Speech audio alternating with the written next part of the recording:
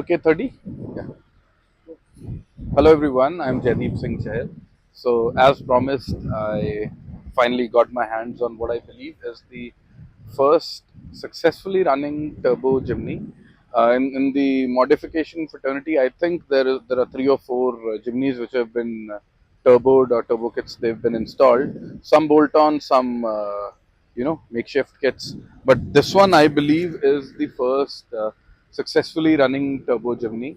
Why successfully it is so because this vehicle has just driven all the way from Delhi to Coimbatore.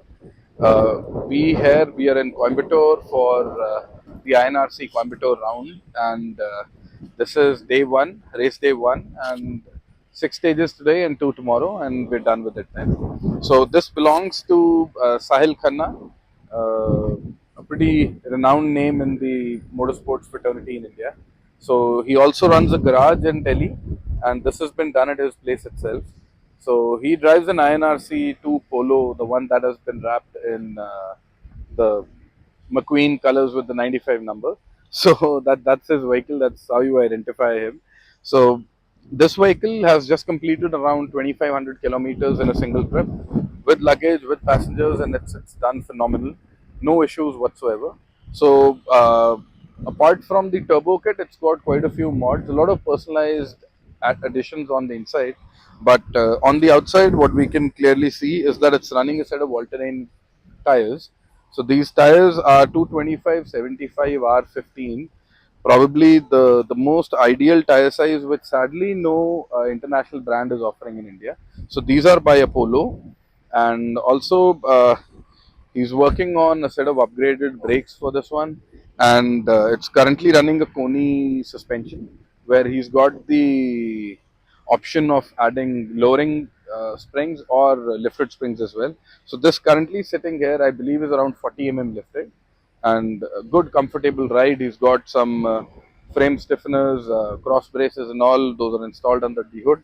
But the biggest I would say the biggest surprise in this vehicle is that it has a bolt-on turbo kit. I'll quickly open the hood and I'll show you uh, what the turbo looks like and how the plumbing goes. I'll also try to brief you on how the turbo works, because we all know there is something called a turbo which will add a lot of power and make the car sound nice.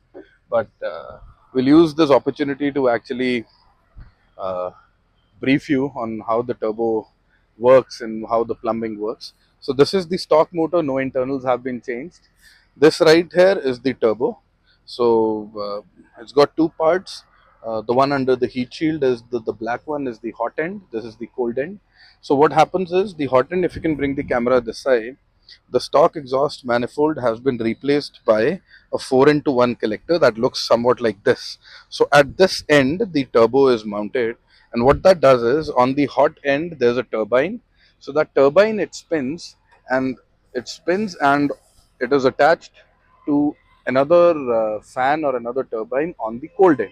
So this silver bit is the cold end. So what happens is when the hot end spins, it makes the cold end spin and compress air and create boost. So that boost or that compressed air, which is measured in psi or bars, is forced into uh, into the intake manifold into the engine. So this in turn gives you more volume of air. More volume of air paired with more fuel gives you a bigger bang, as in that results in more power output, more horsepower. So as per Sahil, this vehicle on the dyno is pushing around 150 horsepower.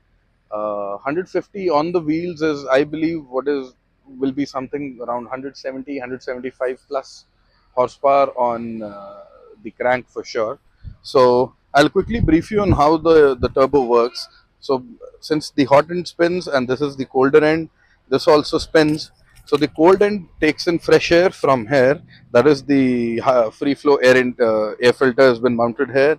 This pipe right here, this steel pipe brings it in here.